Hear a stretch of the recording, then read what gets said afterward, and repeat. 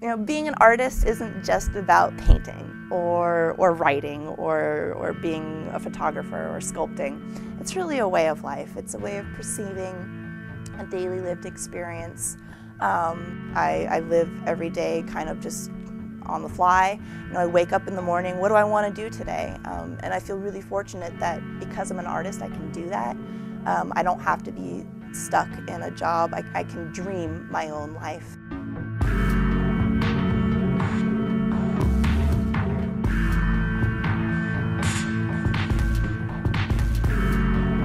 From a very, very young age, it was second nature to me to have crayons and pencils and paints in my hands.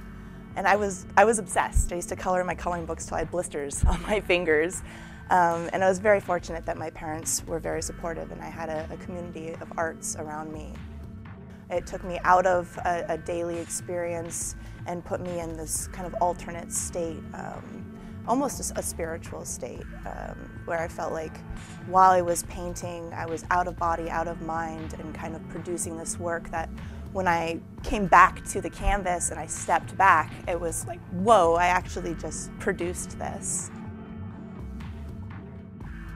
But art wasn't something I seriously saw as a career path. I knew it was just something I enjoyed doing. And then when I went to college, I spent my junior year abroad in Paris.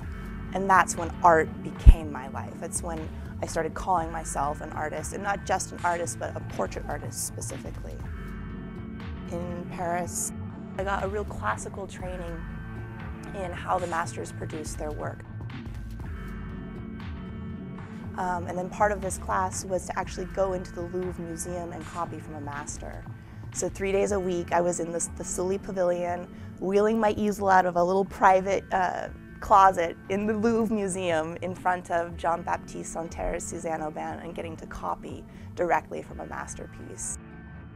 Before I went abroad, I was studying at UC San Diego, and all my classes were in huge lecture halls of 300 students with a projected image of these original paintings that then I was in France actually getting to see, sit in front in the museum and sketch live. I also was taking a class from a contemporary portraiture artist where we learned how to paint from the live figure. And this, I think, was probably the most instrumental class in really teaching me how to see and be involved with another human live being. Just the interaction that occurs between the artist and a live person, that moment that happens in real time is unlike any other experience an artist can have. So I would just sketch everywhere I went from live figures. And that really affected how I approach portraiture now. It's a kind of a merging of this classical Renaissance training of painting in really loose glazes of thin paint that creates that really luminescent layering of oil, and then a really spontaneous stroke that is a direct reaction to the live person sitting in front of me. I'm really inspired by a couple contemporary artists, actually.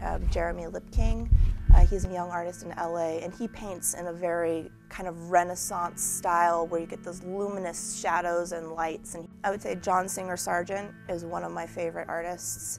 And I think the reason that I like their work the most is because it merges this classical realism with a very spontaneous stroke. So when you're stepped back from the painting, it looks very real, almost photographic, but you get up close and you can actually see how he carved the canvas with these individual brush strokes. And it's just a brush stroke, it's just a dash of white here. And up close it looks very abstract. And marrying that realism with abstraction, I think, is my biggest challenge as an artist. So in my paintings, you'll probably see a big difference between like the work I was doing in Paris, some of these really bold, abstract portraits, versus some of the more photographic paintings where people actually think they're photographs. But it's really just, that was an experiment in me kind of honing my technique to see if I could paint really photographically. art is seen as something extraneous, as a luxury rather than a necessity, unfortunately, in our culture. That was one of the things that was really inspiring for me in Europe, is they really treasure art. Portraits allow us to linger, to look at another human being. You know, all of our life we're taught that staring is rude. So we kind of go through life with sidelong glances and little sneak peeks at people. But a portrait allows us to really look at another person and to linger and to observe, you know, the expression in their lips or the lived experience in their eyes. I kind of like to think of it as a lens in a mirror, that when we look at a portrait, this lens allows us to see another person's unique individuality that mirrors back this shared humanity between this individual and ourselves. And I think it deepens our own experience of who we are in society. Painting for me is a very spiritual experience.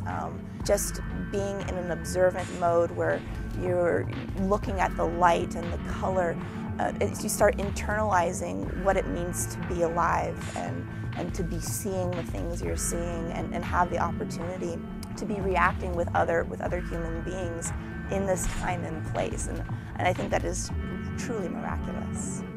It's not odd at all to have a portrait of someone you don't know on your wall if it brings a deeper understanding of who you are to it, if it brings out those emotions and you can really relate to this other person. And I think that's when art can be really transformative, not just on a cultural level, but a global scale.